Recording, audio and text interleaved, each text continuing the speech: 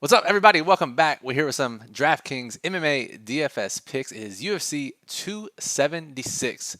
Two 5-round fights on the card, two title fights. Adesanya versus Cannonier. We have Volkanovski versus Holloway. Huge fights, stacked pay-per-view card, 12 bouts to discuss. And we're here to give you DFS strategies, lineup construction tips, FanDuel and DraftKings, your best bets. All breakdowns to make you a profitable player or better on Saturday night. Welcome. I'm Brian Jester, co-founder here at Occupy Fantasy, joined by Jake the Snake, owner of MMADFS.com. Jake, long week, but we're here. What's up? Yeah, man, definitely grind, but good to be here. How you doing? I'm good. Just going back and forth. As many of you out there know, this week is round 2 of the MMA Championship. I only managed to get 1 out of 4 out of the most chaotic round 1 of all time. This slate looks extremely tough for multiple reasons. I hate that they have these on pay-per-view cards, but we will push forward. So basically what we do in this video, before I stop complaining, is we have the two 5-round fights. We break them down, what they mean for betting and DFS. Jake will give us some insight on what historically two 5-round slates have looked like on DraftKings. No debuts. Nobody making their UFC walk for the first time. So we'll play everybody's favorite game: good fighter, bad fighter, good matchup, bad matchup. That's another reason this pay-per-view sucks, because we don't have any newcomer fighters with a larger range of outcomes. But we'll get through that. We'll talk about some prize picks plays. You see that here: 100% deposit match bonus. Use promo code Occupy when you sign up. And fight the target for DFS. There's a couple on this card. Jake will give us one that he likes the most. And then we'll close it out with our stream parlay, 2 prop bets that we like the most for this card. So stick around all the way through. If you like what you see, make sure you subscribe to the channel and give us a thumbs up. So, Jake, 2 5-rounders. Adesanya, Cannonier, Volkanovski, Holloway. Give me the rundown on these 2 fights. And maybe to preface it, historically, what are we looking for to get different in tournaments? What has the data told us for DraftKings slates that have 2 5-round fights? Yeah, I mean, so just to kind of start with the main thing, basically you want to have exactly one 5-rounder. If we look at the last 6 slates with 2 5-round fights on them, 4 of the optimals had exactly one 5-round fighter on them, and all 4 of those winners, we had smaller split sizes. 1, 3, 1, 5 were the splits. Then you look at the 2 slates where we had 2 5-rounders end up in the winning lineup. Larger splits, we had a 9-way split and a 10-way split. So way harder to get unique right off the bat there. And it happens less frequently. So, I mean, pretty no brainer right there. You want to have exactly one. You're going to win more often. And when you do win, you're going to win more money. Pretty simple. Yeah, that is pretty simple, and that's the game we're all playing here, UFC DFS, and even more so on this slate because, it's going to be interesting because normally the 5-round fights get massive ownership, and that'll be the case with Volkanovski and Holloway for sure. They'll be 2 of the most popular fighters on the card, but we've seen Adesanya's ownership drop with each fight, each passing fight, as his volume is pretty much non-existent, even over 5 rounds. Cannonier, a very large underdog, won't give above 20%. So I guess if there is a slate where 2 5-rounders make the optimal and it's a smaller split, maybe it's this one, just because of the lowered ownership on the Adesanya fight. But still, it's going to be tough. And really, if you're playing Volkanovski or Holloway, you're going to have to dodge some major bullets to escape some major splits just because of how high owned they are. Yeah, for sure. And it is kind of a weird slate because we have O'Malley coming in at 47% owned opposed to Adesanya. Like you said, Adesanya's ownership has been going down and down every fight because he hasn't been scoring well. He's been going against a bunch of different grapplers, hasn't been landing knockdowns at the frequency that he used to, hasn't been landing a ton of strikes. He is going against a striker here. So, it is a decent time to get back on him at lower ownership and with a higher chance for a knockout. He's going to not be defending takedowns as he has been recently. So I do like this matchup, and it is a better time to get on him. So I hear what you're saying there.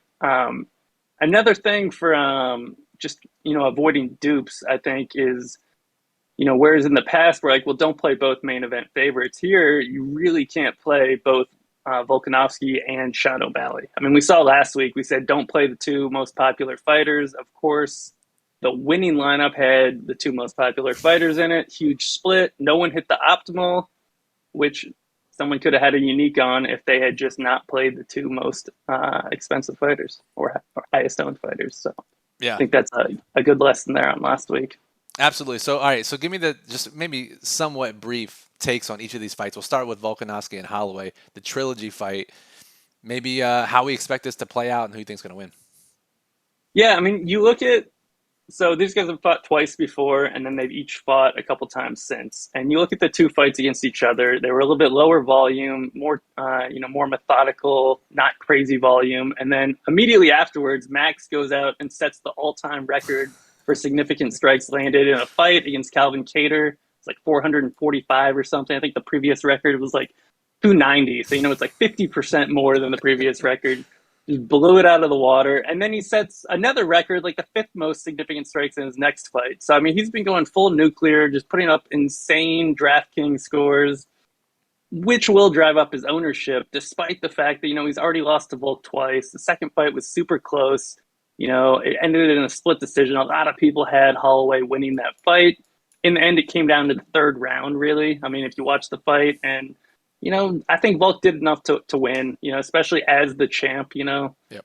like the tie goes to the champ, I feel like, in a lot of those rounds. And Holloway started really strong and he just kind of let up a little bit in that fight. So we'll see. He won the first two rounds the last time they fought.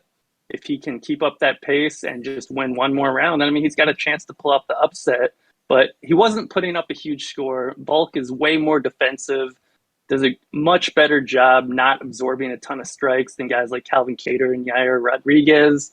So I think it's going to go back and it's going to be lower volume than the last two fights we saw at Holloway. And you look at Volk, and he's been absolutely going crazy lately too, but also easier matchups. I mean, these guys are the best two guys in the division. So when they're not facing each other, it's automatically an easier matchup for both of them. So they're going to do better. They're going to hit ceiling performances. Whereas when they face each other, they're pretty evenly matched, and it's going to be harder for one guy to just go completely crazy with a striking number or takedowns for Volk. So we're going to see a little bit lower ceilings, but the field is going to chase their recent results. So in tournaments, at least, I think the play is to be under on these guys because they're not going to hit the ceiling performance that they've each hit in the last couple of fights. It's going to be closer to what happened the last time they fought, in my opinion. I think we're going to see a close decision. I think the volume is going to be a little bit lower. I could see it being a little bit higher scoring than the last time they fought potentially, but I don't think it's going to be anything crazy. I think that's fair. And for small field contests, cash lineups, obviously these guys are good enough for those, right? You don't need a ceiling performance in those contest types. But yeah, when you have to be perfect in the largest contest on DraftKings and even on FanDuel, it's going to take perfection in a really tough matchup to get there, especially on the favorite side, right? A lot of high upside guys up there near the top. Holloway, if he wins, obviously the dog, that makes it a lot more likely he's going to sneak into the optimal. But what about this other fight, Adesanya and Cannonier? You mentioned a couple times, but how does Adesanya reach a ceiling performance here, and how does Cannonier pull off an upset? Yeah, so I think for Adesanya, he needs to go back and have a multi-knockdown performance. I mean, all of his scoring has always been directly tied into landing knockdowns and knockouts. He had the crazy performances against Kelvin Gastelum where he had like four knockdowns, against Derek Brunson where he had three knockdowns in the first round.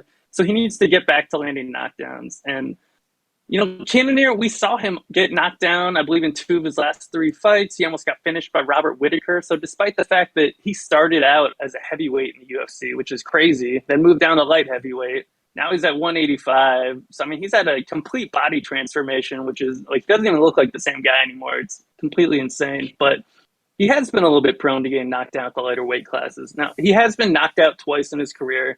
That came at heavyweight and light heavyweight. We haven't seen him get finished at 185 yet. So, I mean, that remains to be seen. I mean, he's been pretty durable, but I don't know, man. I think if Adesanya can touch him up enough, I think there's a pretty good chance he can land some knockdowns, which is what he needs to score well. He's not going to put up a huge striking number, so it's going to be entirely tied to knockdowns and landing a well-timed knockout. It can't be like an early round two, early round three. It has to be, late round one, late round two, ideally with two, maybe even three knockdowns. I mean, That's it. he's capable. That's all that needs to happen. He's capable of doing it, but is it likely? Probably not. I mean, if he gets one knockdown and like a mid-round finish, he might score like 105 as the most expensive fighter in the slate. Probably not going to end up in tournament winning lineups, but you never know.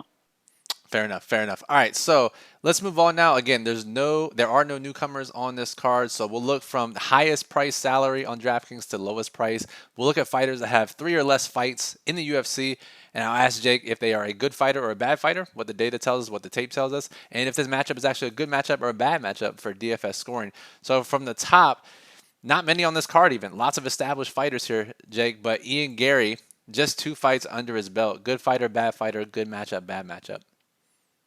He's a good fighter in a good matchup. Fair enough. Yeah, he underwhelmed so far outside of the debut, but yeah, it looks like a good matchup to produce some scoring. Scrolling on down, we got Alex Pereira in a very heated matchup here against Sean Strickland.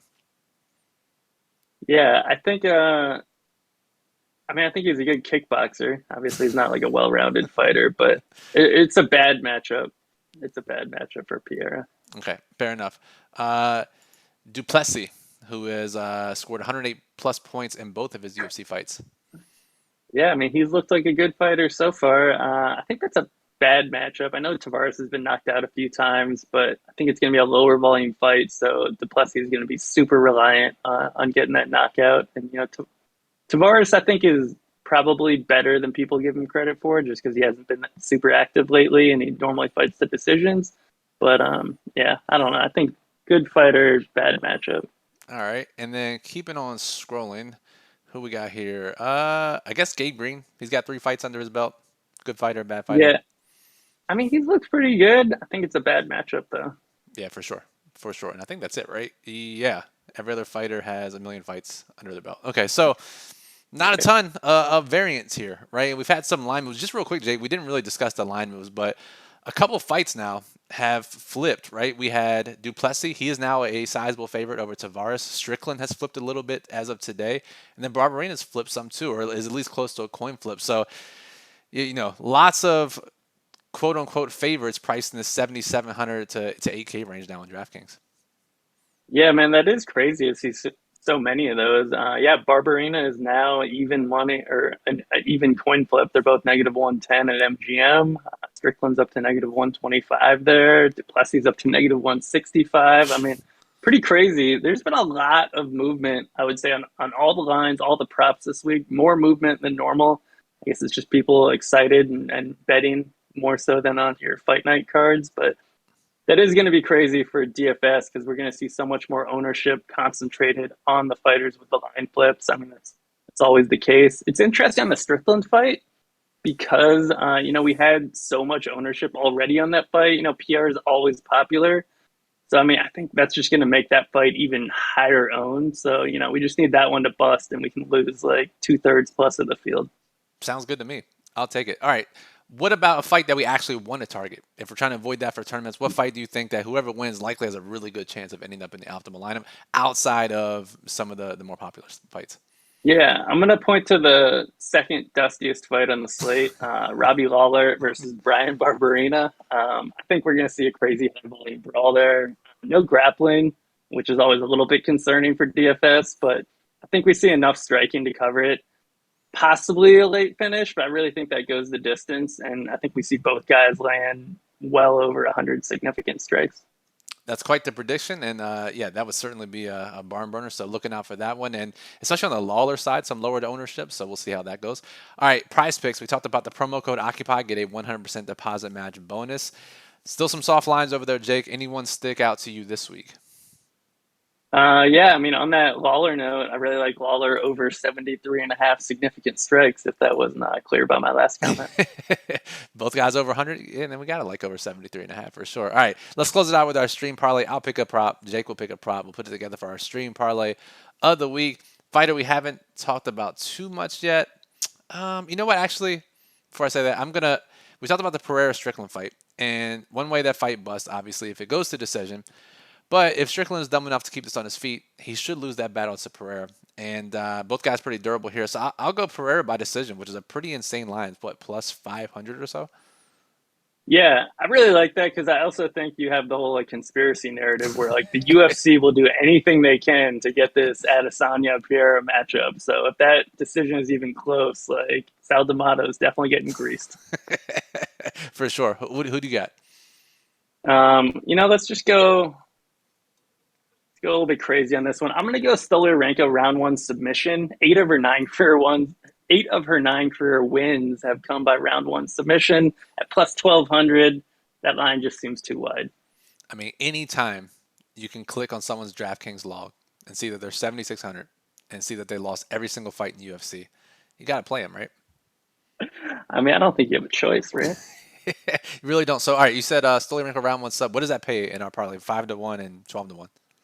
That will be plus 7,700, so 77 to 1. Boom. Then we can retire. And sorry, guys, boys and girls, we won't be doing the show anymore if we hit a 70-71 stream parlay. So, all right, so that'll do it for this episode. Here's all the content that you need. If this wasn't enough for you, go check out MMADFS.com, where Jake writes the sheet every single week, fighter breakdowns. It's free on the front end, DFS and betting implications. He also has premium content with his best bets, ownership, things like that. Go check that out, MMADFS.com. OccupyFantasy.com is where we have the daily plug. Jake also writes that. Top plays for DFS, lineup construction tips for FanDuel and DraftKings, different contest types, best bets, best prize picks, basically everything all in one, easy to read article. Our Occupy model, which ranks every fighter, FanDuel, and DraftKings. People in the industry are starting to catch on. More and more people are subscribing to it, so make sure you come check it out as well. And our lineup builder is up and running, allows you to build up to 300 UFC DFS lineups using our optimal lineup criteria. So that'll do it for the show. Make sure you subscribe to the channel, get notified when we go live for UFC every single week. Give us a thumbs up if you appreciate it. Join our Discord server if you have any further questions. You can always comment on this video too, but Discord's the better way. Come sweat out the fights with us. OccupyFantasy.com/Discord. Links in the description below. Click the join button. Follow Jake on Twitter at DFS_MMA. I'm at Brian Jester FF from DFS, MMADFS.com, OccupyFantasy.com. Jake and Brian, thanks for listening and good luck at UFC 276.